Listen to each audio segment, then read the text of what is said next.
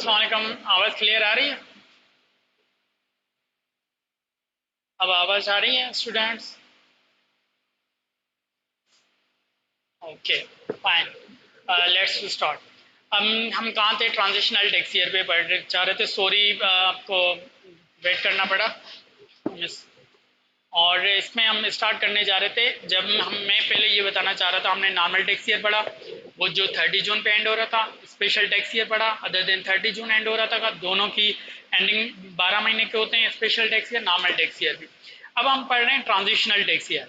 अब transitional tax year में ये खसूसियात है, ये जब बंदा नॉर्मल से स्पेशल में जाता है या स्पेशल टैक्स ईयर से नॉर्मल में जाता है तो ट्रांजिशनल टैक्स ईयर अराइज होता है। अब 1 जुलाई से 2018 से 2019 तक हम एग्जाम्पल ले रहे हैं। तो इसमें अब बंदा जाना चाह रहा है 1 सितंबर से, ये जा रहा है 2000, ये आएगा 19 से 30 सितंबर और 31 अगस्त 2020।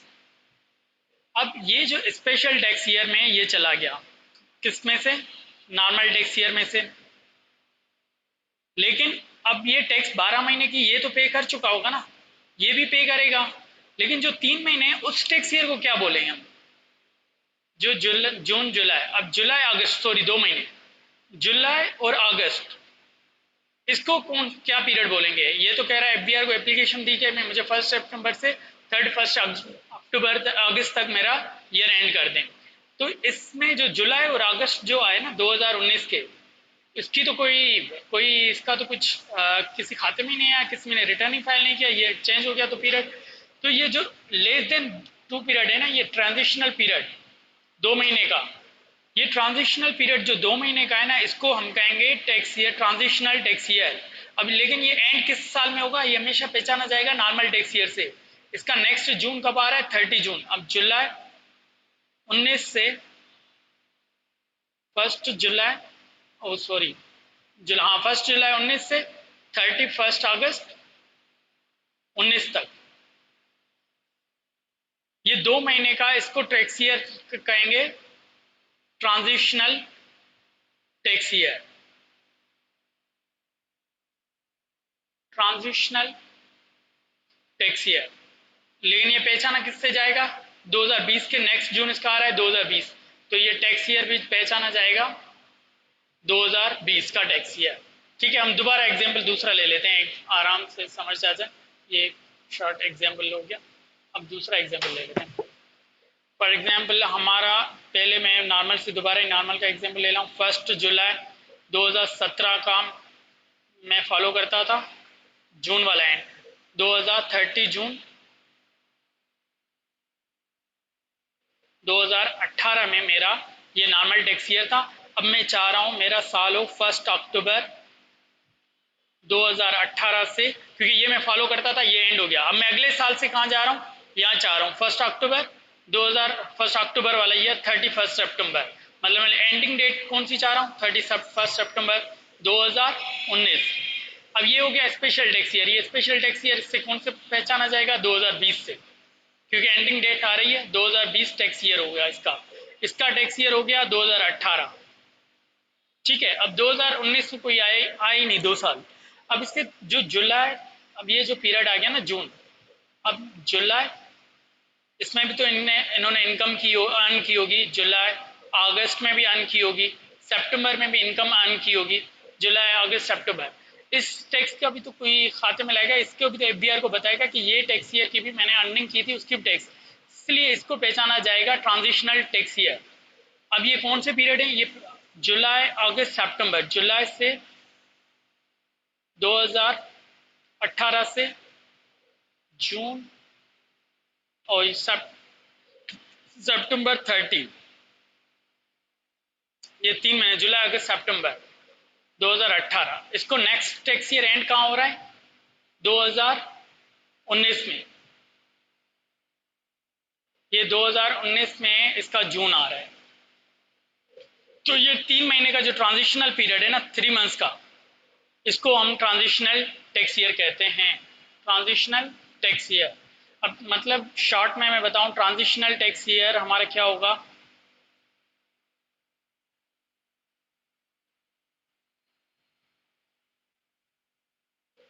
लेस देन 12 मंथ्स का होगा, तभी अराइज होगा जब नॉर्मल से हम स्पेशल में जाएंगे।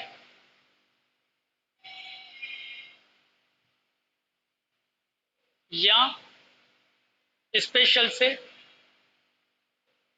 नॉर्मल में जाएंगे। ठीक है।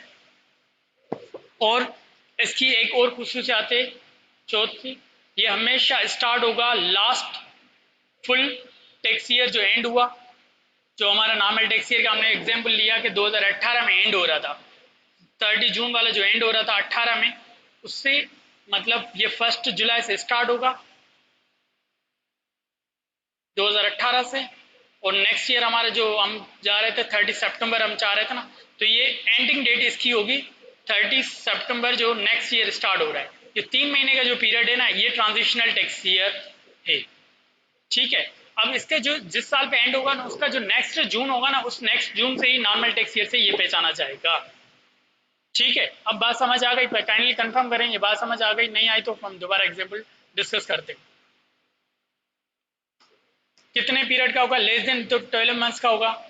ये अराइज तब होगा जब हम टैक्स ईयर कोई चेंज करने जा रहे हैं, नॉर्मल से स्पेशल या स्पेशल से नॉर्मल, और ये हमेशा 12 महीने से कम होगा। और इसकी स्टार्टिंग डेट तब होगी जो बंदा नॉर्मल 30 जून फॉलो करना चाह रहा था। 4 पॉइंट रिपीट कर देता हूँ। ठीक है। अब 4 पॉइंट कैसे रिपीट करता हूँ, एक एग्जाम्पल से रिपीट करता हूँ। 1 जुलाई 2015 में हमारा एक साल 30 जून 2016 में एंड हो रहा था। ये नॉर्मल टैक्स ईयर ये फॉलो कर रहा था। सही है। अब मैं चाह रहा हूँ मेरा नेक्स्ट ईयर से एंड हो ना, वो हो 1 दिसंबर और 31 दिसंबर एंड हो। मतलब मेरा 1 जैन से साल स्टार्ट हो 2017 से 31 दिसंबर 2017 को एंड हो। अब ये जो 6 महीने का पीरियड है ना नेक्स्ट ईयर, ये 1 जुलाई 2016 टू 30 सितंबर दिसंबर 2016, ये जो 6 महीने का पीरियड है ना, ये ट्रांजिशनल पीरियड है। अब ये स्टार्ट कब से हो रहा है? Last full year. Last full year कौन सा था? ये। तो इसलिए लॉ वर्ड जो यूज करता है ना, last full tax year use करता है, इसलिए मैंने ये यूज किया। ये last full tax year, last full tax year कौन सा था भाई? ये था 1 जुलाई टू 30 जून। तो इसको हमने इसलिए मैंने कहा last full tax year. And का नेक्स्ट टैक्स ईयर एंड है। नेक्स्ट हमारा टैक्स ईयर एंड कब से स्टार्ट हो रहा है? नेक्स्ट ईयर स्टार्ट, जो नेक्स्ट ईयर स्टार्ट है ना, उस पे उससे हमारा नेक्स्ट ईयर स्टार्ट से ये ट्रांजिशनल पीरियड एंड होता है। नेक्स्ट ईयर स्टार्ट हो रहा है 1 जैन से, ये एंड होगा 31 दिसंबर को। इस पीरियड को कहेंगे, ये लॉ की वर्डिंग है, लास्ट फुल टैक्स ईयर से स्टार्ट होता है, नेक्स्ट ईयर स्टार्ट से वो एंड होता है। तो ये इससे एग्जांपल समझाता है। इसको कहते हैं ट्रांजिशनल पीरियड। ठीक है। अब समझ आ गई लास्ट फुल टैक्स ईयर से क्या, जो 30 जून को मैं एंड कर रहा था, ये लास्ट ईयर फुल टैक्स, इससे 1 जुलाई से स्टार्ट हुआ और नेक्स्ट ईयर से स्टार्ट ये हो रहा है, तो ये 31 पे एंड होगा। तो इस 6 मंथ्स के ट्रांजिशनल, अब ये जो एंड होगा ना, इसका टैक्स ईयर आएगा 2016 2017, क्योंकि इसका नेक्स्ट जून आ रहा है 2017। ठीक है। अब बात समझ आ गई? नहीं आई तो भी खैर है, मैं इंशाल्लाह ये प्रेजेंटेशन जब मैं डिस्कस करूंगा ना, उसमें भी मैंने अच्छे अच्छे एग्जांपल इंशाल्लाह डिस्कस करूंगा। लेकिन आप काइंडली कंफर्म करें, नहीं करें तो अभी भी दूसरा एग्जांपल डिस्कस कर लेते हैं। ये 6 महीने का पीरियड, ये नेक्स्ट ईयर इसका एंड कहाँ हो रहा है? नेक्स्ट ईयर स्टार्ट कब हो रहा है? 1 जैन से। तो ये काइंडली कंफर्म करें चैट बॉक्स में।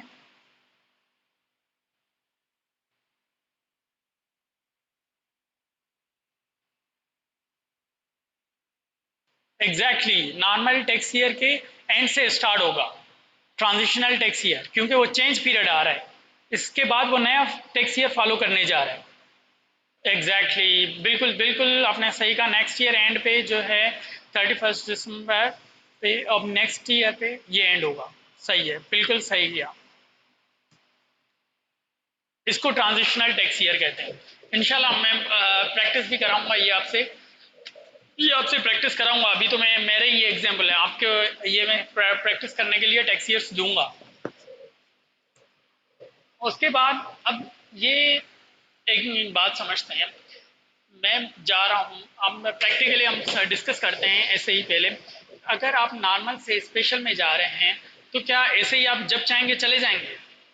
नहीं, आपको एफबीआर को बताना होगा। तो आप एफबीआर को कैसे बताएंगे? एफबीआर को बताने का तरीका आप समझ रहे हैं। एफबीआर को हम बताने का procedure for change in tax year, जाहिर ये नॉर्मल से स्पेशल जाने के लिए एक तरीका है, यहाँ स्पेशल से नॉर्मल में जाने का एक तरीका है। चाहे मैं स्पेशल से नॉर्मल में जाऊं या नॉर्मल टैक्स ईयर से स्पेशल में जाऊं, तो एक तरीका है। ये सारी लॉ की वर्डिंग हम पढ़ेंगे और ये पास्ट पेपर्स में चीजें आती हैं। मैं आपको इसे प्रैक्टिकली पहले चीजें समझा रहा हूँ कि सिस्टम चलता है कैसे। फिर रीडिंग तो हम कर ही लेंगे, रीडिंग भी करेंगे। और रीडिंग अब इसमें आप प्रैक्टिकली जाएंगे तो कैसे जाएंगे भाई? एप्लीकेशन लिखूंगा, लॉ कहता है एप्लीकेशन लिखो। एप्लीकेशन किसको लिखोगे? कमिश्नर को लिखूंगा, एफबीआर के कमिश्नर को। एफबीआर के कमिश्नर को मैं एप्लीकेशन लिखूंगा कि उस पर एफबीआर के कमिश्नर को एप्लीकेशन लिखूंगा कि मैं नॉर्मल से स्पेशल में जा रहा हूँ। लेकिन उस एप्लीकेशन में मुझे लॉ कहता है कंपेलिंग नीड बताओ। इनकम टैक्स ऑर्डिनेंस हमें 2001 कहता है कि कंपेलिंग नीड बताओ। फिर जो कमिश्नर मतलब ये देखेगा कंपेलिंग नीड है इसकी। अब कंपेलिंग नीड क्या होती है? अब कंपेलिंग नीड ये होती है, फॉर एग्जांपल मैं सपोज 30 जुलाई से 30 जून से जाना चाह रहा हूँ 31 सितंबर या कोई और पीरियड। तो ये चेंज करने के लिए मुझे क्या करना पड़ेगा? एप्लीकेशन देनी पड़ेगी। कमिश्नर ये कंपेलिंग नीड क्या देखेगा? अब मैं कंपेलिंग नीड की पहले एग्जांपल देता हूँ। फॉर एग्जांपल हमारे यहाँ क्या होता है, हम जो टैक्स ईयर एंड होता है 30 जून। एक पाकिस्तान में बाहर की कोई कंपनी है, सपोज एक कोई भी कंपनी उठाओ, कोई ऐसी बाहर की स्टैंडर्ड चार्टर्ड बैंक उठाओ, सपोज हम उठा देते हैं, लेकिन उनका स्पेशल टैक्स ईयर 31 दिसंबर फॉलो होता है। कोई भी चाइनीज या कोई भी कंपनी पाकिस्तान में वो ईयर एंड फॉलो करते हैं, बाहर वाले चाइनीज सपोज एग्जाम्पल दे रहा हूँ 31 सितंबर फॉलो करते हैं और हम फॉलो करते हैं 30 जून। और चाइनीज की कंपनी पाकिस्तान में जब वर्कआउट कर रही है ना, वो 30 जून फॉलो कर रही है और वहाँ 30 सितंबर वहाँ फॉलो हो रहा है। लेकिन जब इनकी कंसोलिडेशन अकाउंट्स बनते हैं ना, जब रिपोर्ट देती हैं, ये वाली कंपनी रिपोर्ट देती है उनकी 12 महीने की, तो ये 1 जुलाई से 30 जून तक देती है। अब वो वाली जो बनाती है वो 1 अक्टूबर से 31 जुलाई, तो इनकी कंपाइलेशन में ना एक प्रॉब्लम आ रहा है। ये तो कंपाइलेशन में या एक अकाउंट्स बनाने में या कोई रिपोर्टिंग में इनके मसले आ रहे हैं। होल्डिंग कंपनी के और सब्सिडरी कंपनी के ना मसले आ रहे हैं। होल्डिंग और सब्सिडरी कंपनी के, होल्डिंग कंपनी ये होती है जो होल्डिंग कंपनी होती है, एक सब्सिडरी कंपनी होती है। मतलब ए कंपनी और B company. B company suppose Pakistan में, ए कंपनी जो है ना चाइना में, उसने बी कंपनी खोली हुई है। अब ये चाह रहा है इसकी जो भी रिपोर्टिंग हो ना मेरे साथ मैच हो, लेकिन इसकी मैच होती नहीं है। पाकिस्तान लॉ के हिसाब से सारी वर्किंग 30 जून पे करता है, एनुअल इनकम टैक्स रिटर्न वहाँ फॉलो करता है, ऑडिट आपकी 30 जून पे कराता है, ये कराता है। इसलिए इसको मसले आ रहे थे। होल्डिंग कंपनी कह रही थी ये इसकी कंप्लायंस में मसला आ रहा है, तो इन्होंने क्या किया, रिक्वेस्ट किया कि भाई हमारी होल्डिंग कंपनी है, उनके साथ हमारे मसले आते हैं, हमें वर्किंग डबल डबल करनी पड़ती है, हमारी कॉस्ट ऑफ कंप्लायंस, हमारे स्टाफ ज़्यादातर लगा रहता है, उनके लिए वर्किंग अलग करता है, आपके लिए वर्किंग अलग करता है। आप ऐसा करें हमारा ईयर एंड ना 30 सितंबर कर दे। तो इसमें 30 सितंबर करने के लिए ना ये स्पेशल टैक्स ईयर में इनका रीज़न बन गया। तो इसमें कमिश्नर इनको क्या कहेगा, ये रीज़न वैलिड तो है, तो कमिश्नर इनको परमिशन ग्रांट कर देगा। जनरली ग्रांट करनी चाहिए, इस सेंस में हो जाती है। अब ये कंपेलिंग नीड है, तो कमिश्नर के पास क्या पावर है? एफबीआर के कमिश्नर के पास वो 3 डिसीजन पॉसिबल दे सकता है। एक ये होता है या ग्रांट परमिशन कर देगा, मतलब आप नॉर्मल से स्पेशल में चले गए। ठीक, ओके ओके, दैट्स फाइन। अब ग्रांट परमिशन कर देगा, मतलब आप नॉर्मल से स्पेशल हो गए। अब कुछ भी इसमें करने की जरूरत नहीं, आप नॉर्मल से स्पेशल में कन्वर्ट हो गए या स्पेशल से नॉर्मल। दूसरा ये कहेगा ग्रांट परमिशन हो गई, दूसरा ये कहेगा कि नहीं, नॉट एक्सेप्ट, रिजेक्ट कर देगा, मतलब जिसको हम कहेंगे रिजेक्ट। ये लॉ की वर्डिंग है और ये पास पेपर में आता है प्रोसीजर। मैं ये प्रैक्टिकल समझा रहा हूँ कि उसके पास कैसे रीजन है, रीडिंग में इससे ही आपको याद रखना होगा। ग्रांट परमिशन करेगा, रिजेक्ट करेगा। रिजेक्ट करेगा तो वो रीजन बताएगा, रीजन बताना उसके लिए जरूरी है।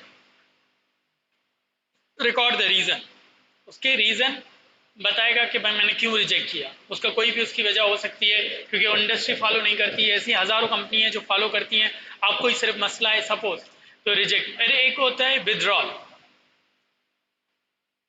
या तो वो विदड्रॉ करेगा, क्या किया पहले इसने ना ग्रांट परमिशन कर दी थी, अब जब परमिशन ग्रांट कर दी थी उसके बाद ये विदड्रॉ कर रहा है। अब विदड्रॉ ये क्यों कर रहा है, कोई भी रीजन की वजह से, यहाँ प्रैक्टिस फॉलो नहीं हो रही थी, यहाँ एफबीआर में कुछ मसले आ रहे हैं, उसने कहा मैंने ये गलत एक्सेप्टेंस इसको दे दी, इसको नहीं होनी चाहिए थी, सपोज ये पूरी इंडस्ट्री इसको नहीं होनी चाहिए थी, इस केस में ये विदड्रॉ करेगा।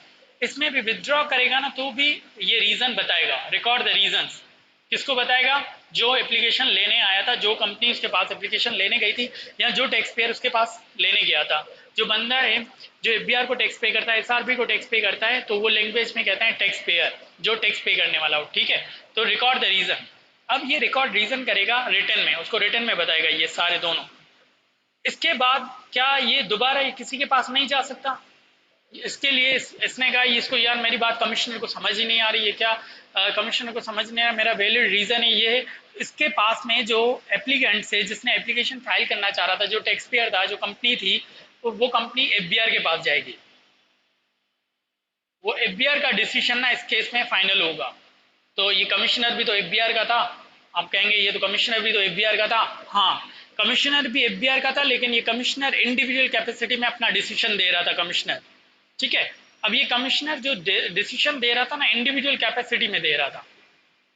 अब जब मैं एफबीआर को एप्लीकेशन फाइल कर रहा हूँ ना, तो एफबीआर से मकसद मतलब एफबीआर के बोर्ड को फॉलो कर रहा हूँ, उसके बोर्ड ऑफ डायरेक्टर्स जो होते हैं ना, जो पूरा एफबीआर चला रहे हैं, वो इस डिसीजन को रिव्यू करेंगे कमिश्नर को, क्या इसका डिसीजन रिजेक्शन का वैलिड है, विथड्रॉल का वैलिड है या नहीं। अगर वैलिड है तो इनका डिसीजन एफबीआर का फाइनल हो जाएगा, फुल एंड फाइनल। फिर ये ना किसी कोर्ट में फाइनल होगा, बस एफबीआर ने कह दिया नहीं होगा तो नहीं होगा, अगर एक्सेप्ट कर लिया तो फिर एक्सेप्ट हो जाएगा, ठीक है।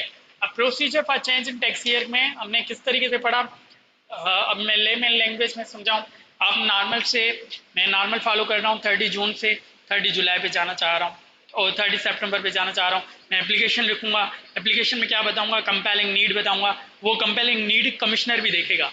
अब कंपेलिंग नीड का मैंने एग्जांपल दिया जैसे अकाउंट्स का, कंपेलिंग नीड एग्जिस्ट करती है तो एक्सेप्ट कर देगा, well and good, grant permission word use करता है लॉ, ग्रांट परमिशन करेगा।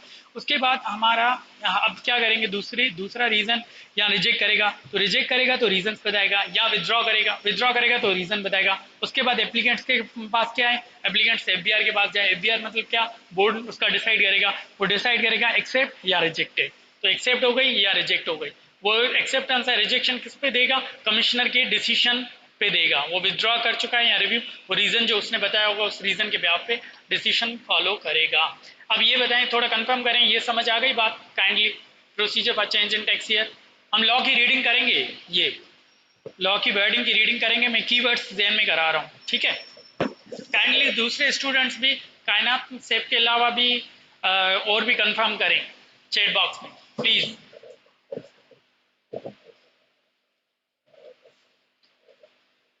अब उसके बाद हम पढ़ रहे हैं 3 इंपॉर्टेंट डेफिनेशंस।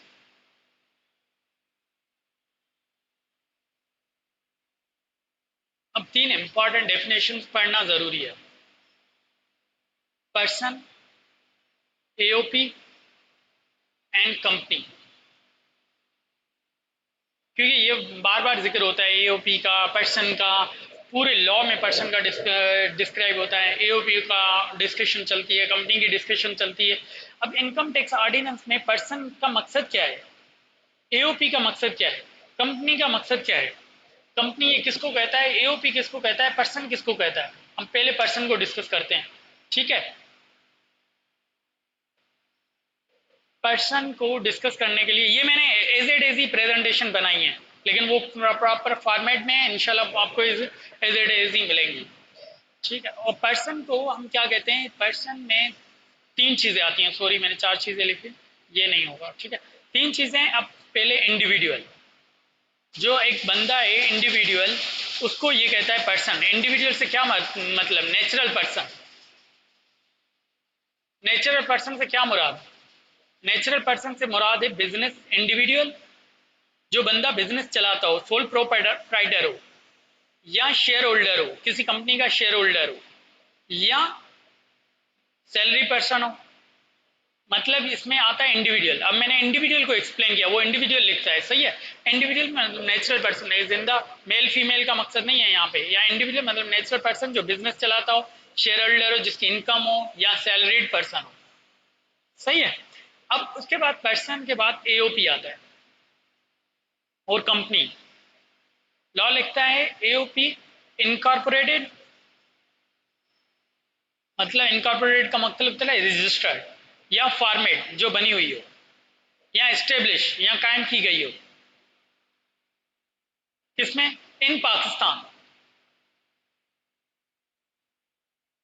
या इल्सवेयर, या पाकिस्तान से बाहर। ये लॉ की वर्डिंग है पूरी। अब ये एओपी जो है एसोसिएशन ऑफ पर्सन और के company, AOP association of person कहते हैं इसको, ठीक है। एओपी या कंपनी जो पाकिस्तान में बनी हुई हो या पाकिस्तान से बाहर। कंपनी कौन सी होती है, जो रजिस्टर्ड हो या जो पाकिस्तान में रजिस्टर्ड हो या पाकिस्तान से बाहर। AOP AOP association of person, या जैसे अकाउंटेंसी फर्म है, फर्गोसन हो गई, डिलाइट हो गई, या लॉयर्स फर्म्स हो गई, ये एसोसिएशन ऑफ पर्सन इनको कहते हैं, ठीक है। ये फर्म्स आती हैं इसमें एसोसिएशन ऑफ फर्म्स पर्सन में। अब ये पाकिस्तान में बनी हो या पाकिस्तान से बाहर आती हो, वो भी पर्सन की डेफिनेशन। जब मैं पर्सन की बात करता हूँ तो वो इंडिविजुअल की भी बात कर सकता है, एओपी की भी बात कर सकता है, कंपनी की भी बात कर सकता है। दूसरी बात करता है गवर्नमेंट, ठीक है। अब गवर्नमेंट में इसमें क्या क्या आता है, गवर्नमेंट में मैं नीचे लिखता हूँ ये सारा। अब गवर्नमेंट में क्या क्या आता है, गवर्नमेंट में आता है फेडरल गवर्नमेंट, और दूसरा मेरा आता है लोकल, एक मिनट,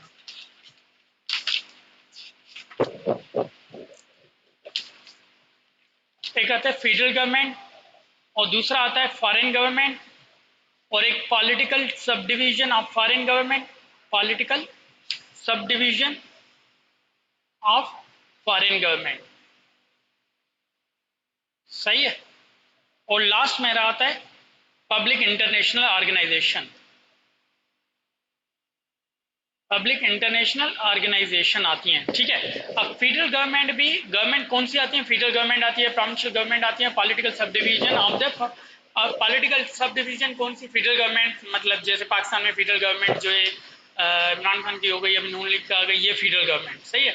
फॉरेन गवर्नमेंट, कोई भी फॉरेन गवर्नमेंट हो गई, बाहर की कोई यूए की गवर्नमेंट हो गई, वो भी पर्सन की डेफिनेशन में आती है। यूएस की गवर्नमेंट हो गई, ये भी political sub division of foreign government, local government जैसे कह सकते हैं, इसको लोकल गवर्नमेंट कह सकते हैं। पब्लिक इंटरनेशनल ऑर्गेनाइजेशन कौन सी हो गई, पब्लिक इंटरनेशनल ऑर्गेनाइजेशन जैसे स्टील मिल हो गई, पाकिस्तान की पीआई हो गई, और दूसरी भी पाकिस्तान स्टेट लाइफ इंश्योरेंस हो गई, ये पाकिस्तान की पब्लिक इंटरनेशनल ऑर्गेनाइजेशंस आती हैं। अब मैं ये बताऊं पर्सन में हमने क्या क्या चीज़ें पढ़ी, पर्सन को मैं रिपीट करूं, पर्सन में मैं रिपीट करवा लेता हूं। और ये जो डेफिनेशंस होती हैं ना, ये एज ही याद करनी होती हैं, और इनको डिवाइड भी याद भी ऐसे ही करो कीवर्ड से, कि कितनी चीज़ें, भाई एक इंडिविजुअल आ गया, दूसरा एओपी आ गया, कंपनी आ गई जो पाकिस्तान में बनी हो या पाकिस्तान से बाहर, इल्सवेयर, इल्सवेयर का वर्ड मैं पाकिस्तान से बाहर। और उसके बाद ये लिखता है इंडिविजुअल, कंपनी, ओपी और गवर्नमेंट्स। गवर्नमेंट मैंने डिवाइड गवर्नमेंट में इसलिए किया कि आपको याद करने में आसान होगा। इसमें कौन कौन सी आ गई, फेडरल गवर्नमेंट आ गई, फॉरेन गवर्नमेंट आ गई, पब्लिक इंटरनेशनल ऑर्गेनाइजेशन आ गई, और लास्ट आ गई पॉलिटिकल सब डिवीजन, जिसको लोकल गवर्नमेंट हम लॉ ऐसे लिखता है, पॉलिटिकल सब डिवीजन, सही है। ये आ गई पर्सन की definition, individual, AOP, company, government. Government को मैंने डिवाइड कर दिया, ठीक है। अब ये मैं रीडिंग कराऊंगा ना, तो ये आपको जहन में हो कि ये तीन चीजें हमने पढ़ी थी। इंडिविजुअल, इंडिविजुअल का नेचुरल पर्सन मैंने एक्सप्लेन किया, एओपी जो एसोसिएशन, एओपी की अलग डेफिनेशन पढ़ रहे हैं तो उसमें हम डिस्कस कर रहे हैं कि एओपी एक्चुअल है क्या, कंपनी की भी हम अलग से डेफिनेशन पढ़ रहे हैं, तो इसलिए मैंने इस पर इतना फोकस नहीं किया। एओपी और कंपनी और गवर्नमेंट्स, गवर्नमेंट को नहीं, लोकल गवर्नमेंट, उसमें प्रोविंशियल गवर्नमेंट नहीं आती, ठीक है। पर्सन की डेफिनेशन में प्रोविंशियल गवर्नमेंट नहीं आती। अब दूसरा है एओपी, जिसको हम कहें association of person, short form में हम एओपी कहते हैं, सही है, एसोसिएशन ऑफ पर्सन। पर्सन की तंजीम, लोगों की तंजीम। अब ये क्या है? एसोसिएशन। एसोसिएशन मतलब तंजीम, ठीक है। अब इसमें क्या क्या आता है? इसमें चार चीजें आती हैं। एक याद भी ऐसे ही होंगी आपको। कौन सी चार चीजें आएंगी? तीन चार। पहली चीज आएगी आपके पास, पहली चीज आती है फर्म। अब फर्म कौन सी हो गई? अकाउंटेंसी फर्म हो गई, लॉयर फर्म हो गई, चार्टर्ड अकाउंटेंट्स फर्म हो गई, मतलब जो भी फर्म्स हैं, ठीक है। ये रजिस्टर्ड भी आ सकती हैं, अनरजिस्टर्ड भी आ सकती हैं। कुछ फर्म्स होती हैं जो रजिस्टर्ड, जैसे आईकेप की फर्म्स रजिस्टर्ड होती हैं। कुछ लॉयर फर्म्स चलती हैं लेकिन मार्केट में रजिस्टर्ड नहीं होती, वो काम कर रही होती हैं। अनरजिस्टर्ड फर्म्स भी आ सकती हैं। और हिंदू अनडिवाइडेड फैमिली, जिसको भी कोई सवाल हो ना वो पूछ ले। Hindu undivided family,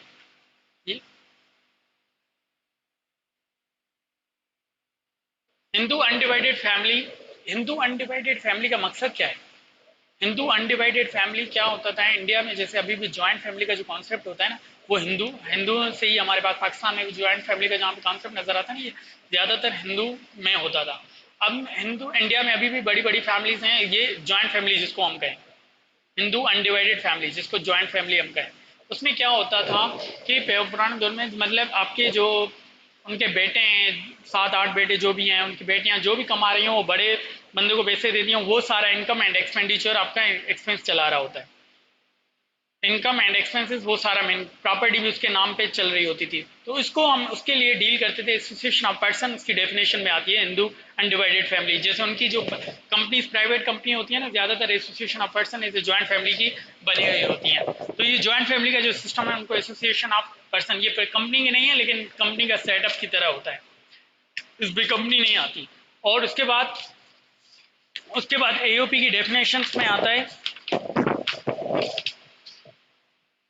any artificial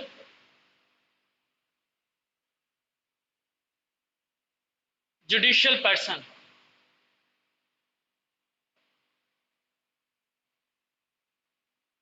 किसी भी कानून के तहत कोई एसोसिएशन बनाई जाए, किसी भी कानून के तहत, किसी अदालती कानून के तहत, किस कानून के तहत उस एसोसिएशन, वो एसोसिएशन उस अपने नाम से पहचाना जाए, उसको कहेंगे association of person artificial judicial person, उसको भी एओपी कहेंगे।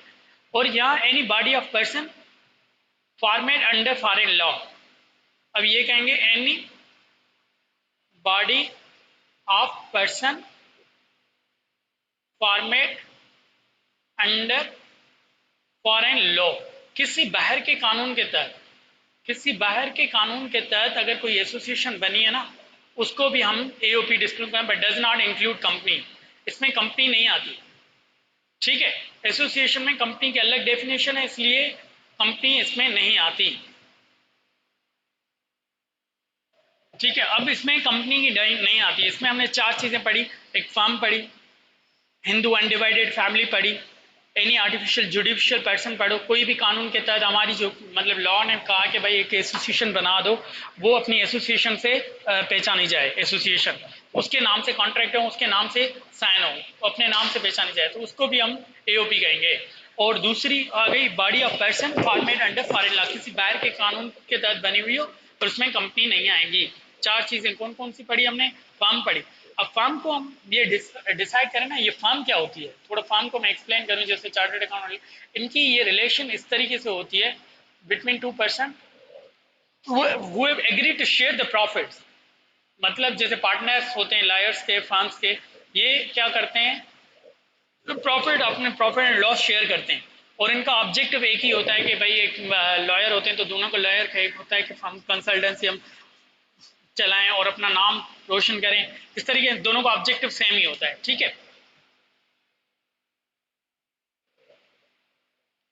दोनों का ऑब्जेक्टिव सेम ही होता है। अब ये हो गई एसोसिएशन ऑफ पर्सन की डेफिनेशन। एसोसिएशन ऑफ पर्सन की डेफिनेशन समझ आ गई तो काइंडली कंफर्म करें तो आगे बढ़ें। लिखने की जरूरत नहीं है, अभी मेरी भी राइटिंग थोड़ी इसमें ऐसे ही नहीं यार, मैं आपको प्रेजेंटेशन में इंशाल्लाह ये दोबारा डिस्कस करूंगा तो प्रॉपर क्लियर है आपको। काइंडली कंफर्म करें, एसोसिएशन ऑफ पर्सन की डेफिनेशन समझ आ गई। चार चीजें हमने पढ़ी, तो फर्म, हिंदू अनडिवाइडेड फैमिली जो joint family, any artificial judicial person, body of person formed under foreign law.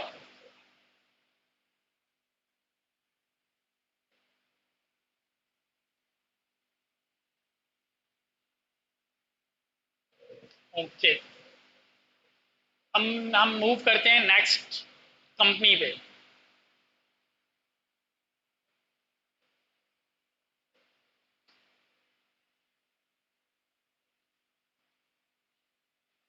सारे स्टूडेंट्स कंफर्म करते जाएं, ये सारी चीज़ें समझ आ रही हैं। एओपी की, इंडिविजुअल की डेफिनेशन। अब कंपनी की डेफिनेशन में ना 11 चीज़ें आ रही हैं। 11 चीज़ें कौन कौन सी हैं मैं यूँ लिख रहा हूँ। अब पहले जो कंपनी, कोई कंपनी जो एक्ट के तहत बनी हो 2017, मतलब कॉर्पोरेट लॉ के तहत बनी हो। सारे स्टूडेंट्स ऑफलाइन के हो गए।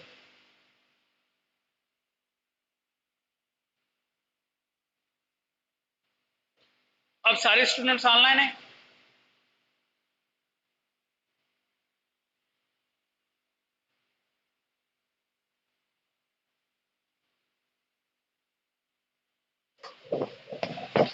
ठीक है, और सारी चीज़ें समझ आ गई आपको भी, ये कायनात आशा आपको भी समझ आ गई। अब हम कंपनी की डेफिनेशन पढ़ने जा रहे हैं, ठीक है। अब कंपनी की डेफिनेशन में, कंपनी जो कंपनी लॉ के तहत बनी हो, कंपनीज एक्ट के तहत बनी हो, जो कंपनीज एक्ट में डेफिनेशन दी हुई है उसके तहत अगर कंपनी बनी हुई है, जो एसीसीपी की इनकॉर्पोरेशन कंपनी है, उस कंपनी को इनकम टैक्स ऑर्डिनेंस में एक वो कंपनी आएगी। इसमें 11 चीज़ें आती हैं। एक तो वो कंपनी तो आएगी आएगी जो कॉर्पोरेट लॉ के तहत बनी हो। दूसरी कंपनी वो आएगी जो बॉडी कॉर्पोरेट हो। बॉडी कॉर्पोरेट कोई ऐसा इदारा जो पाकिस्तान से, बॉडी कॉर्पोरेट भी एक कंपनी को ही कहते हैं। ठीक है, अभी कंपनी की डेफिनेशन करवा दूं, फिर इंशाल्लाह एसोसिएशन ऑफ पर्सन दोबारा हम रिपीट करेंगे, ठीक है। हम बॉडी कॉर्पोरेट हम क्या करते हैं, बॉडी कॉर्पोरेट में हम क्या करते हैं, बॉडी कॉर्पोरेट भी एक इदारा होता है जो पाकिस्तान में बना हो या पाकिस्तान से बाहर, वो कंपनी ही कहते हैं उसको भी, लेकिन पाकिस्तान से बाहर वाली कंपनी को भी, जो unformed under any law in incorporate in Pakistan, किसी पाकिस्तान के लहा के तहत बनी हो, उसको भी हम कहते हैं, कंपनी की डेफिनेशन में आता है। और एक आता है बॉडी कॉर्पोरेटेड जो फॉर्मेड हो किसी फॉरेन लॉ के तहत, किसी फॉरेन लॉ के तहत भी जो बना हो ना, बॉडी कॉर्पोरेट जो किसी बाहर के कानून के तहत बनी हो, उसको भी हम क्या कहते हैं। बॉडी कॉर्पोरेट क्या होती है, एक एसोसिएशन होती है, एक बड़ी कंपनी होती है, वो चाहे पाकिस्तान से हो या पाकिस्तान से बाहर हो। कंपनी कोई भी उठा लें, आप प्राइवेट कंपनी नेस्ले उठा लें, ये उठा लें, लेकिन बॉडी कॉर्पोरेट में एक डेफिनेशन, लेकिन इसमें बॉडी कॉर्पोरेट में कोई सुसाइडीज नहीं आती। अब ये भी किसी लॉ के तहत बनी होती हैं। ये इनकम टैक्स ऑर्डिनेंस में डेफिनेशन पढ़ रहे हैं, जो एफबीआर ने, पाकिस्तान के कानून ने कंपनी को डिफाइन किया है, वो बॉडी कॉर्पोरेट भी आती हैं, चाहे पाकिस्तान में के कानून के तहत बनी हो या पाकिस्तान के बाहर के कानून के तहत बनी हो, वो एक ही कंपनी देख के तहत बनी हो। ये तीन पढ़ ली। एक आती है मुदारबा। मुदारबा भी कंपनी की डेफिनेशन में आते हैं। अब ये मुदारबा क्या होता है, मुदारबा में एक बंदा क्या यूज करता है, एक एफर्ट्स यूज करता है या स्किल्स यूज करता है अपने बंदा, और एक इन्वेस्टमेंट करता है। इनकी जो कॉम्बिनेशन या इनकी जो बंदे की एग्रीमेंट्स होती है ना, उनको वर्कआउट करते हैं मुदारबा। पाकिस्तान में मुदारबा किस तरह होते हैं, मुदारबा ना एक लीजिंग कंपनी होती है, जैसे लीजिंग कंपनी होती है ना, एक गाड़ियाँ आप लीज पे ले रहे होते हैं, इंस्टॉलमेंट पे कर रहे होते हैं, इस तरीके से मुदारबा एक इस्लामिक कॉन्सेप्ट है। उसमें कॉन्सेप्ट ये है, लेकिन ये सिस्टम ऐसा डिफाइंड है, एक बंदा उसमें टेक्निकल स्किल्स यूज कर रहा होता है, एक बंदा पैसे लगा रहा होता है, दोनों के मिलके जो एग्रीमेंट कर रहे होते हैं ना, इस पे ये एक मुदारबे का कॉन्सेप्ट लाते हैं, जो जिसका जियालक ने इंट्रोड्यूस किया था पाकिस्तान में। अभी पाकिस्तान में मुदारबा भी कम रह गए हैं मुदारबा, लेकिन इस्लामिक कॉन्सेप्ट है। ये भी एक बिजनेस कर रहे होते हैं, गाड़ियाँ लोन पे ले रहे होते हैं, लीज पे दे रहे होते हैं। तो ये मुदारबा भी आपकी डेफिनेशन किस में आती हैं, उसको भी कंपनी में डेफिनेशन में ट्रीट करता है हमारा इनकम टैक्स ऑर्डिनेंस। उसके बाद हमारे आ गए ट्रस्ट। ट्रस्ट भी हमारे किस में आते हैं, इसमें आते हैं, कंपनी में आते हैं। और छठा हमारे ये कहते हैं non profit organisation. Non profit organisation जो ट्रस्ट मतलब ये वेलफेयर ट्रस्ट होते हैं। अब नॉन प्रॉफिट ऑर्गेनाइजेशन जो भी नॉन प्रॉफिट आई के खुद भी नॉन प्रॉफिट ऑर्गेनाइजेशन में, जिसका मकसद प्रॉफिट का अर्न करना नहीं हो, तो ये भी किस में आते हैं, कंपनी की डेफिनेशन में आते हैं। ये पांचवा। सातवां ये आता है फॉरेन एसोसिएशन। कोई फॉरेन एसोसिएशन, कोई भी बाहर की ऐसी एसोसिएशन जिसको बोर्ड डिक्लेयर करे, एफबीआर का बोर्ड डिक्लेयर करे। ये लॉ की हम रीडिंग पढ़ेंगे, ये लॉ की रीडिंग से हम पढ़ेंगे, लेकिन मैं अभी वर्डिंग ना आपको जहन में लाना चाह रहा हूँ। रीडिंग से ना बंदा ये आता है, ये मैं की वर्ड्स इसलिए कह रहा हूँ कि ये आपके ना बेसिक वर्ड्स जहन में एटलीस्ट हों कि फॉरेन एसोसिएशन क्या होती हैं, पर्सन क्या होता है, इंडिविजुअल क्या होता है, कंपनी क्या होती है। अब फॉरेन एसोसिएशन क्या होते हैं, जो इसको बोर्ड डिक्लेयर करता है कि ये कंपनी होगी। इसको बोर्ड जब डिक्लेयर करे तो इसको भी हम कहेंगे ये भी कंपनी की डेफिनेशन में आता है। अब उसके बाद आएगा आठवां हमारा ये भी आता है foreign association, non profit organisation, trust. अब उसके बाद ये भी आता है provincial government and local governments. Provincial और लोकल गवर्नमेंट्स भी कंपनी को डेफिनेशंस में आते हैं। अब फेडरल गवर्नमेंट नहीं आता, not federal governments, federal government नहीं आता। अब ये एक कंपनी तो हमने ये पढ़ी कि कंपनी एक्ट के तहत बनी हो, वो भी कंपनी में आती है, लेकिन एक आती है स्मॉल कंपनी। स्मॉल कंपनी भी, जो स्मॉल कंपनी की डेफिनेशंस ना हमारे इनकम टैक्स ऑर्डिनेंस में डिफाइंड है। अब स्मॉल कंपनी को भी ना ये कंपनी में डिफाइन करता है जनरल कंपनी। एक कंपनी हम पढ़ रहे हैं जनरल कंपनी। इसके बाद हमारी वैसे जो अगर ये कंपनी ना, कंपनी के टाइप होते हैं पब्लिक कंपनी, प्राइवेट कंपनी और स्मॉल कंपनी, ठीक है। लेकिन अभी जो हम पढ़ रहे हैं ना कंपनी ओवरऑल जनरल में पढ़ रहे हैं, उसमें ये 11 चीजें आ रही हैं। लेकिन ये स्मॉल कंपनी को भी ना एज ए कंपनी ट्रीट करता है, ठीक है। अब ये स्मॉल कंपनी को भी एज ए उसमें ट्रीट कर रहा है। उसके बाद फॉरेन एसोसिएशन, ट्रस्ट भी आ गए, को हाँ एक आती है सोसाइटीज। सोसाइटी भी, लेकिन कौन सी वाली सोसाइटी? Cooperative society. लॉ कहता है कोऑपरेटिव सोसाइटी हो, कोई फाइनेंस सोसाइटी, ये भी किसी लॉ के एक्ट के तहत बनी हुई होती हैं, इसी वजह से ये भी कंपनीज की डेफिनेशंस में आती हैं, ठीक है। अब ये हमने सारी चीजें कवर कर ली। अगर मैं आपको दोबारा बता दूं कि हमने क्या क्या पढ़ा कंपनी की डेफिनेशन में, हमने कंपनी की डेफिनेशन में पढ़ा जो कंपनी एक्ट के तहत बनी हो, एक बॉडी कॉर्पोरेट हो जो फॉर्मेट या अंडर लॉ एनफोर्स इन पाकिस्तान, जो पाकिस्तान के किसी कानून के तहत। बॉडी कॉर्पोरेट क्या होती है? जो कंपनी एक्ट में, कंपनी एक्ट के तहत, एक मिनट चेक करने दें आवाज़ क्यों कट रही है। हेलो, अब आवाज़ आ रही है? अब आवाज़ क्लियर आ रही है? Please confirm. Hello hello yes sir, आ रही है। हेलो।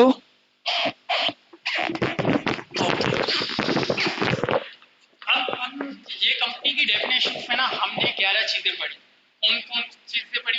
एक कंपनी कंपनीज एक्ट के तहत बन रही है। कंपनीज एक्ट के तहत कौन सी कंपनी बनेगी? जो कंपनीज कॉर्पोरेट लॉ के तहत, हमारे जो कॉर्पोरेट लॉ के कोर्स में भी है उसके तहत जो डिफाइंड है वो बनेगी। एक स्मॉल कंपनी जो इसमें इनकम टैक्स ऑर्डिनेंस में डिफाइंड हो, ठीक है। एक बॉडी कॉर्पोरेट जो पाकिस्तान के कानून के तहत बनी हो, एक बॉडी कॉर्पोरेट वो जो पाकिस्तान के बाहर के कानून के तहत बनी हो। ये मैं उर्दू में अभी समझा रहा हूँ, फिर इंग्लिश वर्ड ये ना जेन में आपको होने चाहिए। ये बॉडी कॉर्पोरेट जो पाकिस्तान के बाहर के कानून, और ट्रस्ट, नॉन प्रॉफिट ऑर्गेनाइजेशन जो किसी प्रॉफिट ऑर्गेनाइजेशन नहीं। सोसाइटी, कौन सी society? Corporate society, finance society, ये प्रोविंशियल गवर्नमेंट और लोकल गवर्नमेंट, और एक फॉरेन एसोसिएशन जिसको बोर्ड डिक्लेयर करे कि पर्पज ऑफ दिस ऑर्डिनेंस की ये कंपनी है, ठीक है। कहो तो मैं दोबारा लिखूँ, कंपनीज एक्ट के तहत बनी हो। ये हो गई सारी डेफिनेशन चीजें। ये कंपनी की डेफिनेशन सबको समझ आ गई? यहाँ दोबारा रिपीट करूं?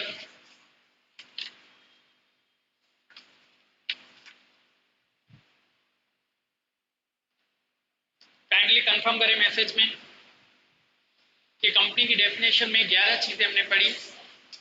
कंपनी जो कंपनी कॉर्पोरेट लॉ के तहत बनी हो, बॉडी कॉर्पोरेट हो जो पाकिस्तान के तहत बनी हो, पाकिस्तान से बाहर से बनी हो। Please confirm students. ओके, अब हमने 11 चीजें पढ़ी थी, मैं दोबारा रिपीट कर देता हूँ एक बार। कंपनी, स्मॉल कंपनी भी आ गई कंपनी कॉर्पोरेट लॉ के तहत। बॉडी कॉर्पोरेट जो फॉरेन पाकिस्तान के कानून के तहत, पाकिस्तान के बाहर के कानून के तहत। मुदारबा और foreign association provincial government, local government भी आती है, सोसाइटी भी आती है, corporate society, finance society, non profit organisation और ट्रस्ट और फॉरेन एसोसिएशन आएंगी। ये सारी जो एक कंपनी की डेफिनेशन में आएंगी। इसकी टर्मिनोलॉजी में जिसको नहीं समझ आए वो अलग से मुझे मैसेज करके ग्रुप में पूछ भी सकता है, कोई भी चीज़ कोई मसला नहीं है, ठीक है।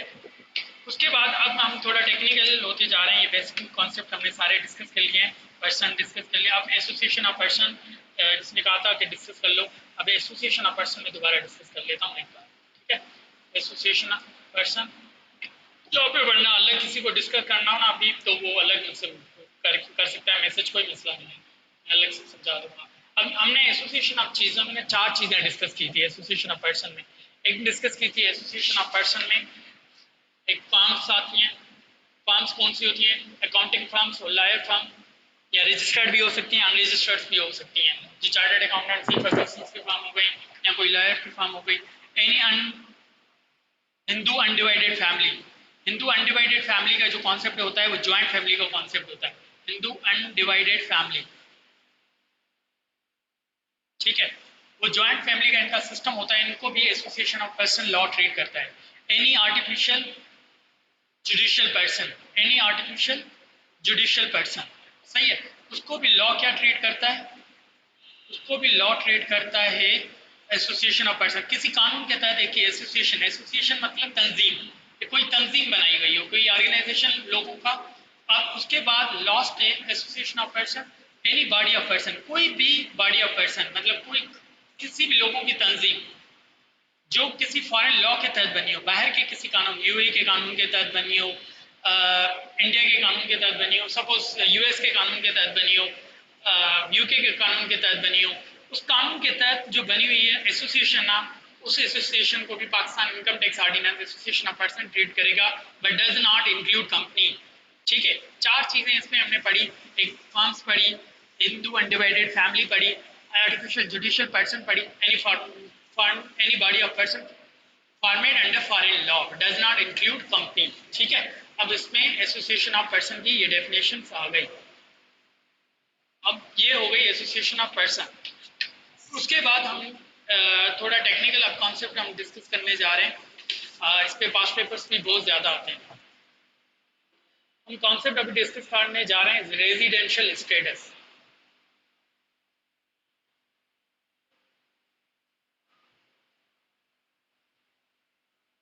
अब ये रेजिडेंशियल स्टेटस किसका भी मैंने बताया था, हम पढ़ेंगे इंडिविजुअल का। रेजिडेंशियल स्टेटस मैंने बताया था मैं इंडिविजुअल का भी पढ़ाऊंगा, एओपी का भी पढ़ाऊंगा, एओपी का अलग से हमने डिस्कस कर चुके हैं, और कंपनी का भी पढ़ाऊंगा, ठीक है। अब रेजिडेंशियल स्टेटस जब इंडिविजुअल का हम पढ़ते हैं ना,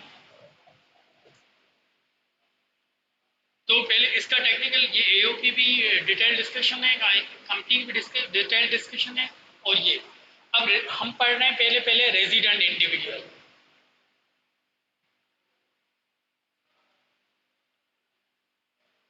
ठीक है। रेजिडेंट इंडिविजुअल किसको कहते हैं हम, ठीक है।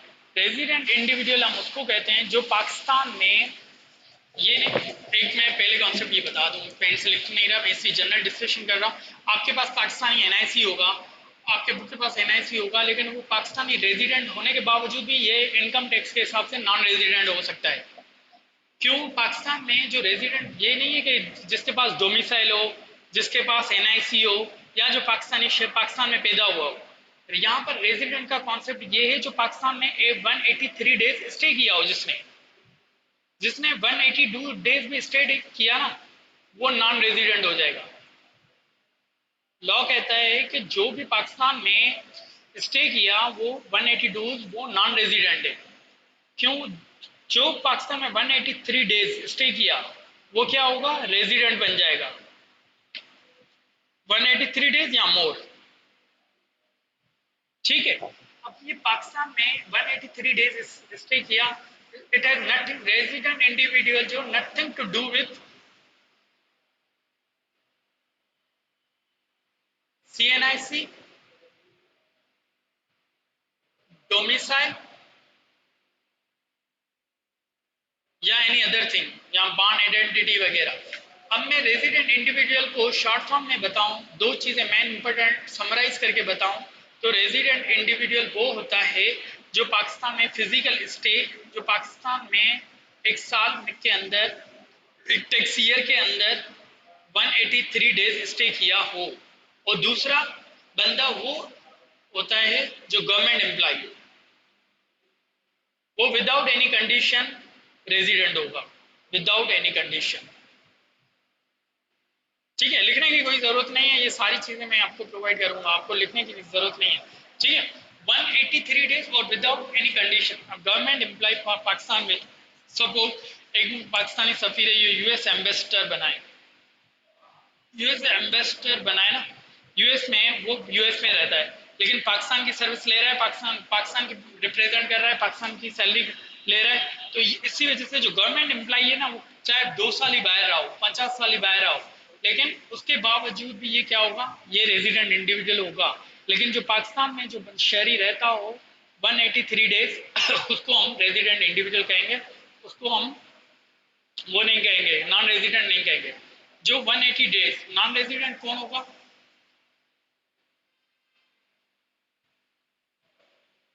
182 डेज। ठीक है, अब ये 182 डेज जिसने स्टे किया हो या लेस, वो नॉन रेजिडेंट होगा।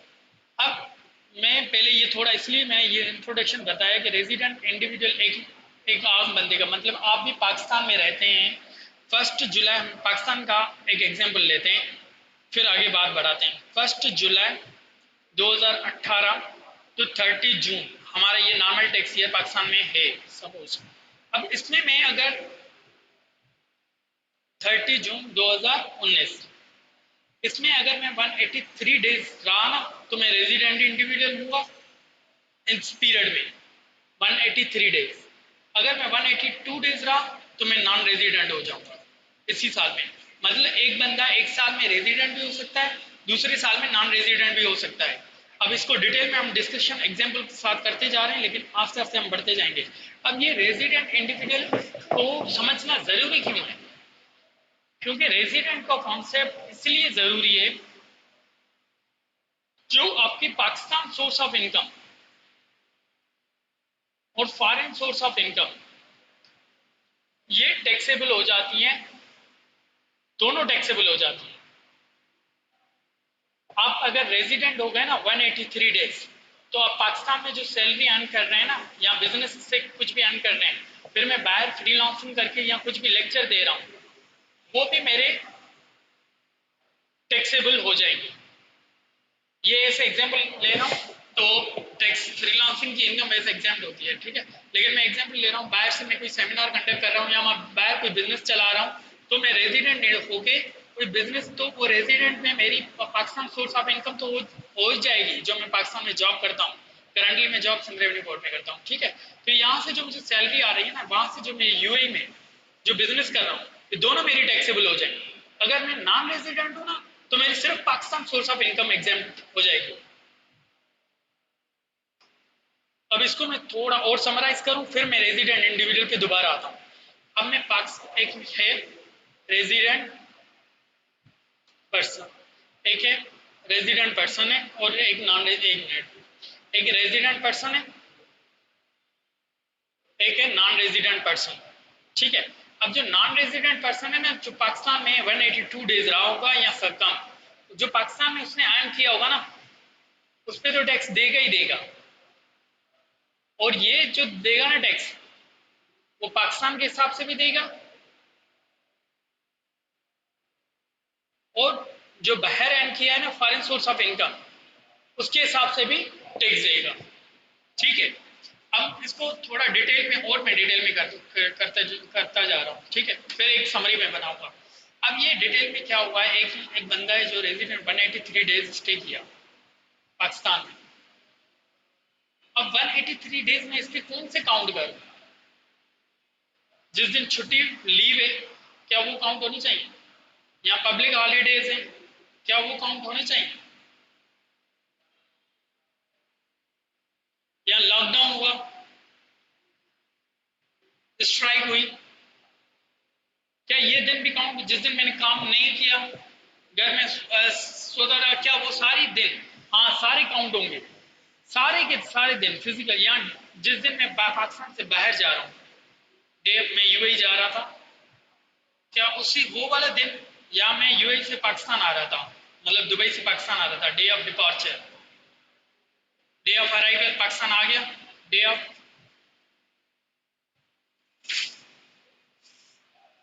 ये पाकिस्तान आ गया या पाकिस्तान से चला गया, ठीक है। ये सारे दिन मेरे काउंट होंगे, ये सारे दिन मेरे 183 डेज होने चाहिए, ये सारे दिन मिला के 183 डेज। क्या कोई ऐसा दिन है जो काउंट नहीं होगा? हाँ, सारे दिन काउंट होंगे, जो डे इन ट्रांजिट है ना वो काउंट नहीं होता, डे इन ट्रांजिट। अब डे इन ट्रांजिट कौन सा डे होता है? फॉर एग्जाम्पल मैं यूएस जाना चाह रहा हूँ, मैं पाकिस्तान से यूएस जाना चाह रहा हूँ। अब मैं मुझे ना यूएस में डायरेक्ट, सपोज यूएस से पाकिस्तान बंदा आना चाह रहा है ना, या पाकिस्तान से यूएस, तो ये जो कनेक्टिंग फ्लाइट होगी ना, दुबई के थ्रू आ रहा होगा, या पाकिस्तान में कोई ट्रांजिट, या यूएस से वो दुबई जाना चाह रहा है, सॉरी यूएस से दुबई जाना चाह रहा है, तो यूएस से दुबई जब जाना चाह रहा है ना, तो उसको फ्लाइट डायरेक्ट नहीं मिल रही, उसको पाकिस्तान के थ्रू मिल रही है। तो ये पाकिस्तान में 1 घंटा रुका, 2 घंटे रुका, 3 घंटे रुका, ये वाला दिन उसको काउंट नहीं होगा। लेकिन हाँ, अगर ये दिन डे ऑफ डिपार्चर या अराइवल में 1 घंटा या 1 मिनट भी रुकता है ना, तो ये काउंट होगा। 1 मिनट या 1 घंटा भी रुकता है तो ये काउंट होगा, मतलब 183 डेज होना जरूरी है, ठीक है। अभी मैं अब ये याद रखना, हमने कौन से डिस्कशन किए, रेजिडेंट 13 डेज, वो गवर्नमेंट एम्प्लॉइज। तो लॉ में भी यही, अब लॉ की वर्डिंग करेंगे, उर्दू में याद होगा तो लॉ की वर्डिंग भी याद हो जाएगी। रेजिडेंट इंडिविजुअल में 2 इंपॉर्टेंट चीजें हमने पढ़ी थी, एक 183 डेज, एक गवर्नमेंट एम्प्लॉय होना जरूरी है, ठीक है। अब उसके बाद है रेजिडेंट इंडिविजुअल। अब डेज हमारे कौन से काउंट होंगे? Day of departure, day of arrival. उसके बाद है resident AOP, resident association of person. मेरी राइटिंग में इतनी कंफ्यूजन आ रही, रेजिडेंशन ऑफ पर्सन, सही है। अब रेजिडेंट एसोसिएशन ऑफ पर्सन में इसमें क्या होगा, रेजिडेंट एसोसिएशन ऑफ पर्सन, एक बंदा है जो पाकिस्तान में एओपी बनी है, वो तो रेजिडेंट ही रेजिडेंट होगी जो पाकिस्तान के। लेकिन एक कंपनी है जो control and management affairs, law कहता है जिसका control and management affairs Holi या पार्टली कंट्रोल किए जाते हैं ना एओपी के, any time in Pakistan during the year.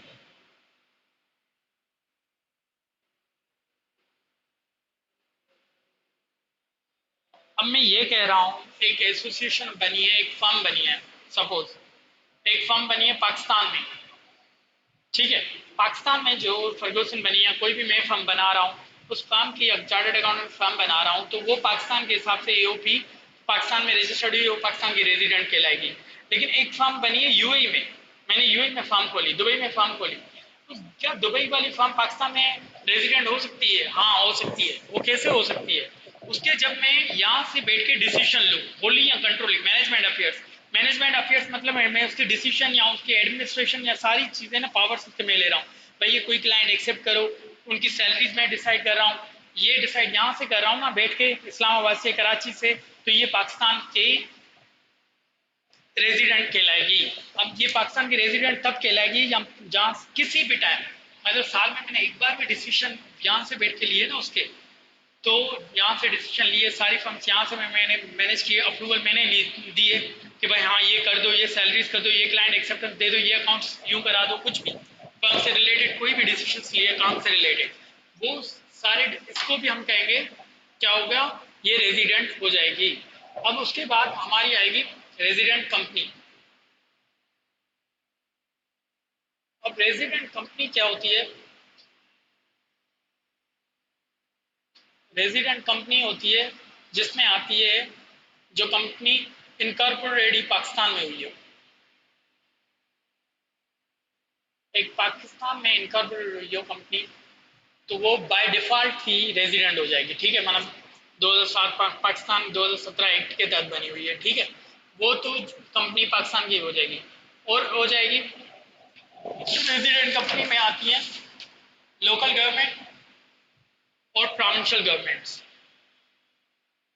Local government और एक आती है प्रोविंशियल गवर्नमेंट्स।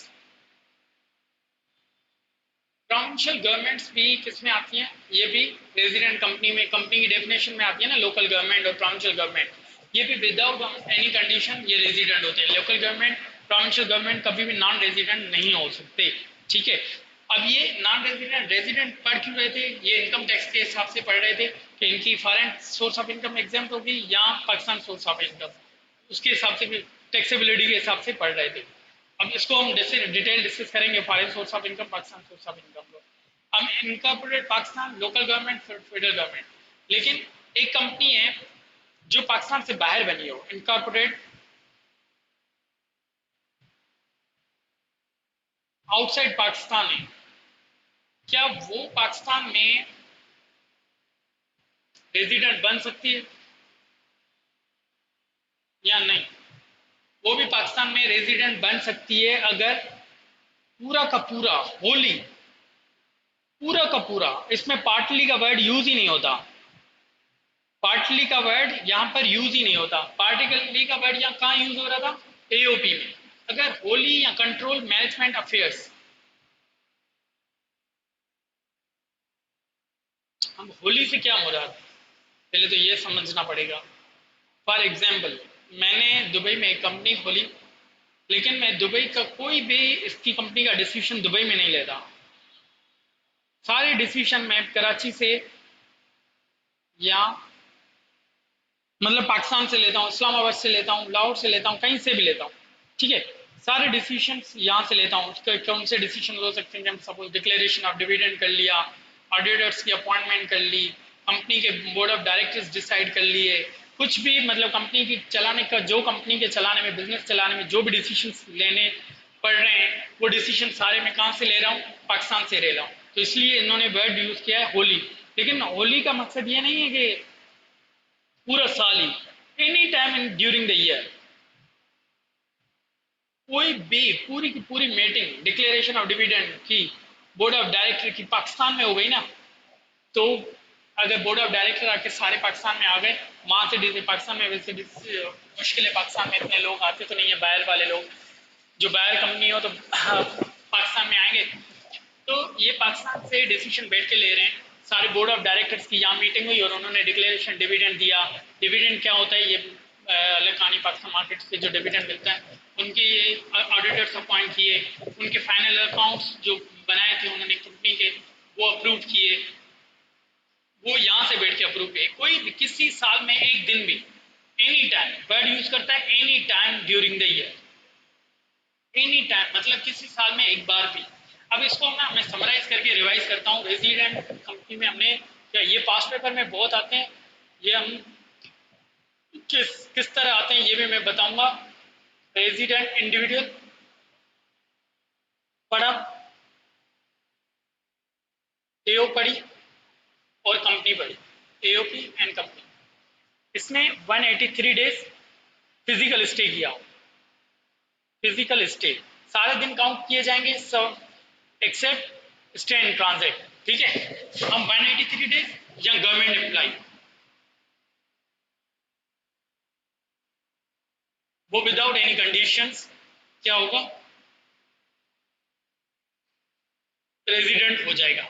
एओपी जिसको होली, पाकिस्तान वाली तो होगी होगी, जो पाकिस्तान से बाहर रहेगी ना, होली या पार्टली, मतलब आधी मीटिंग में या किसी एक बंदे ने भी डिसीजन लिया, तो उसको भी हम क्या कहेंगे, वो क्या कहेगी, रेजिडेंट। और कंपनी की जो पाकिस्तान में बनी हुई हो, कंपनी एक 2017 के तहत बनी हुई हो, दूसरी लोकल गवर्नमेंट आती है, प्रोविंशियल गवर्नमेंट आती है, और जो बाहर बनी हुई है इनकॉर्पोरेट आउटसाइड पाकिस्तान। इनकॉर्पोरेट का मकसद क्या होता है, रजिस्टर, इनकॉर्पोरेट का मकसद होता है रजिस्टर। इनकॉर्पोरेट आउटसाइड पाकिस्तान वो तब होगी जब होली पार्टली वर्ड यूज नहीं होता, पूरे का पूरा कंट्रोल किसी भी। यहाँ पे एक वर्ड यूज होता है एनी टाइम, कीवर्ड होता है एनी टाइम कीवर्ड। यहाँ पे भी any time, Holi any time, पूरी की पूरी मीटिंग यहाँ से बैठ के इस्लाम ऑफिस से हुई, सारे बोर्ड ऑफ डायरेक्टर यहाँ से बैठ के डिसीजन ले रहे हैं, उसको कहेंगे रेजिडेंट। ये यहाँ तक समझ आ गया तो आगे बढ़े, फिर एक कॉन्सेप्ट डिस्कस करते हैं, फिर हम नेक्स्ट क्लास कर लेंगे इंशाल्लाह। एक कॉन्सेप्ट मैं कह रहा हूँ इससे थोड़ा डिस्कस कर लो, सारे कंफर्म करें। आयशा, असद, आपको समझ आ गया?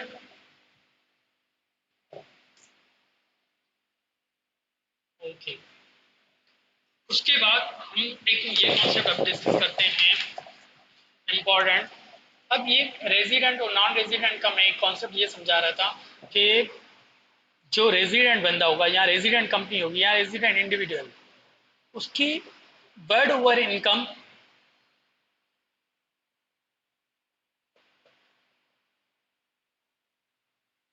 टैक्सेबल होगी। अब मैं इसको ना डिवाइड करता हूँ वर्ड ओवर इनकम को। पाकिस्तान सोर्स ऑफ इनकम जो पाकिस्तान में कमा रहा है, और फॉरेन सोर्स ऑफ इनकम जो बाहर कमा रहा है। सही है? पाकिस्तान सोर्स ऑफ इनकम पूरी की पूरी टैक्सेबल होगी, लेकिन इसको मैं एक और चीज इसमें एडिशन कर दूं। अभी थोड़ा मैं एडिशन करता जा रहा हूं। क्या मैं पाकिस्तान में कमा रहा हूं सैलरी और यूके में मैं बिजनेस कर रहा हूं, वो भी मेरा, लेकिन मैं यूके से यहाँ सेमिनार कंडक्ट कर रहा हूँ, तो यूके वाले जो मैं सेमिनार कंडक्ट करता हूँ ना, तो यूके वाले भी मेरी टैक्स काटते हैं उस सैलरी पे। यूके वाले भी सैलरी पे मेरी टैक्स काटते हैं, यूके वाले भी मेरी सैलरी पे टैक्स डिडक्ट करते हैं। तो क्या मैं पाकिस्तान में दोबारा, मेरी जब 100 रुपये मेरी सैलरी थी, 20 रुपये इन्होंने सपोज टैक्स डिडक्ट किया, 80 रुपये में जब पाकिस्तान लेकर आया तो पाकिस्तान में दोबारा टैक्स होंगी। अब ये कहता है पाकिस्तान में दोबारा टैक्स नहीं भी हो सकती, लेकिन रेजिडेंट की टैक्स होनी चाहिए। लेकिन टैक्स क्यों नहीं होगी? पाकिस्तान ने क्या किया है, एक टैक्स ट्रीटी का कॉन्सेप्ट है, टैक्स ट्रीटी एग्रीमेंट है ये, जो पाकिस्तान ने ऑलमोस्ट 70 कंट्री से की है। 70 कंट्रीज से पाकिस्तान में जो एफबीआर पे भी मेंशन है, इसका ऑब्जेक्टिव है, इसका ऑब्जेक्टिव क्या है tax treaty agreement? To avoid the double taxation. ठीक है, डबल टैक्सेशन को अवॉइड करने के लिए हमने टैक्स ट्रीटी एग्रीमेंट किया। अगर आपकी पाकिस्तान में फॉरेन सोर्स ऑफ इनकम किसी ऐसी कंट्री में जिसके साथ हमारी एग्रीमेंट है, तो उस एग्रीमेंट के तहत अगर वो टैक्स डिडक्ट हो चुका है तो वो पाकिस्तान में एग्जेप्ट हो जाएगी, या उस पर टैक्स क्रेडिट मिलेगा। अब ये टैक्स क्रेडिट क्या होता है? टैक्स क्रेडिट अभी शॉर्ट में बता दूं, ये डिटेल कॉन्सेप्ट है, इस पर प्रैक्टिस भी है, करेंगे। अभी इसका अलग कॉन्सेप्ट है, वो अलग बड़ा टॉपिक है, ये खुद से डिस्कस होगा। इसको मिलेंगे फॉरेन टैक्स क्रेडिट। अगर इसको शॉर्ट बता दूं, आपने 20 रुपये वहाँ टैक्स पे किया, अगर पाकिस्तान में 100 रुपये पे वहाँ पे 20 रुपये बनता था, तो पाकिस्तान में 100 रुपये पे ये टैक्स 22 रुपये बनता था। तो आपको 20 रुपये का ये मिलेगा रिबेट, 2 रुपये आपको टैक्स देना पड़ेगा। ठीक है, तो पाकिस्तान के हिसाब से टैक्स कैलकुलेट करते हैं उस इनकम की, और उस इनकम पे टैक्स कितना बनता है उसके हिसाब से अगर कोई डिफरेंस आता है तो वो टैक्स आपको गवर्नमेंट में देना पड़ेगा। तो ये हो गया फॉरेन सोर्स ऑफ इनकम। अब ये हो गया नॉन, अगर ये ही नॉन रेजिडेंट है, नॉन रेजिडेंट कैसे होगा बंदा? नॉन रेजिडेंट, मैं पाकिस्तान में से बाहर काम करता हूँ, जहाँ मैं पाकिस्तान में इस साल 182 डेज स्टे किया, तो जो मैं पाकिस्तान में आपको सपोज लेक्चर दे रहा हूँ, यहाँ से मुझे सैलरी या इनकम कुछ भी मिल रही है, जो मेरी टैक्स होगी ना 182 डेज पे मैं जो आया हूँ, तो ये सिर्फ मुझे पाकिस्तान वाली इनकम पे टैक्स लेंगे, मुझसे बाहर वाली टैक्स का पूछेंगे भी नहीं, फॉरेन इनकम टैक्स का मुझे पूछेंगे भी नहीं कि यूएई में आपने कितना कमाया, क्योंकि मैं नॉन रेजिडेंट हूँ। अगर मैं यहाँ पे रेजिडेंट हो जाता तो यहाँ वाली टैक्स तो देता ही देता, लेकिन मैं बाहर वाली टैक्स भी देता। तो इसमें मैं अगर ये दोबारा समराइज, इसको समराइज कर देते हैं अब, ठीक है। रेजिडेंट और दूसरा हुआ नॉन रेजिडेंट। और ये आप मत सोचे मैं आपको 100 घंटे पढ़ाऊंगा, 200 घंटे पढ़ाऊंगा, 300 घंटे पढ़ाने, मुझे ये ऑब्जेक्टिव है आपका पेपर पास होना चाहिए और मैं हर वक्त आपके लिए अवेलेबल हूँ, ठीक है। और लॉ की लैंग्वेज तो हम पढ़ेंगे ही पढ़ेंगे, और पास पेपर भी सारे के सारे मैं प्रैक्टिस कराऊंगा और सारे नोट्स भी दूंगा, ठीक है। और रेजिडेंट और एक ही बुक से पढ़ेंगे। रेजिडेंट की क्या है, 183 डेज स्टे किया होगा। अब ये Pakistan source of income, foreign source of income, दोनों टैक्सेबल होंगे। सब्जेक्ट कंडीशन, अब मैं लिख रहा हूं सब्जेक्ट कंडीशन, कौन सी, टैक्स ट्रीटी एग्रीमेंट। अगर उनके साथ हमारी कोई एग्रीमेंट है तो फिर उसके हिसाब से हम टैक्स क्रेडिट या एग्जाम कंसिडर करेंगे। उस पे only Pakistan source of income, PSI में जिसको लिख रहा हूँ, Pakistan source of PSI income, foreign source of income FSI income. अब ये हो गई हमारी रेजिडेंट और नॉन रेजिडेंट का कॉन्सेप्ट। जिसको नहीं समझ आया वो काइंडली डिस्कस करे, पहले यहाँ सवाल पूछे मुझसे, तो उसको हम दोबारा डिस्कस करते हैं, क्योंकि इसके आगे ना फिर थोड़ा और टेक्निकल कॉन्सेप्ट्स हैं, तो ये पहले यहाँ तक समझना जरूरी है। बाकी भी आयशा और असद भी क्लियर करें सारे टॉपिक्स, और जिसको भी क्वेश्चन हो व्हाट्सएप मैसेज में कर सकता है, अलग पर्सनल मैसेज भी कर सकता है, इंडिविजुअल मुझे डिस्कशन के लिए हर वक्त फोन कर सकता है, कोई मसला नहीं। और जिसको भी ऐड करवाना हो काइंडली दूसरों स्टूडेंट्स को भी कहें कि ऐड हो जाए, और कुछ भी चीज़ हो कहीं से भी वो डिस्कस कर सकते हैं।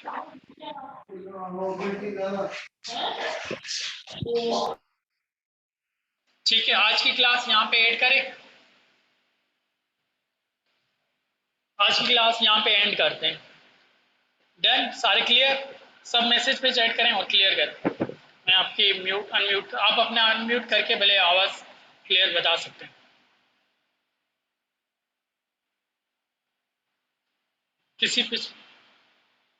किसी कोई भी टॉपिक हो और भी जो हम डिस्कस कर चुके हैं। अब हम एक समराइज करूं, हमने आज पढ़ा क्या क्या।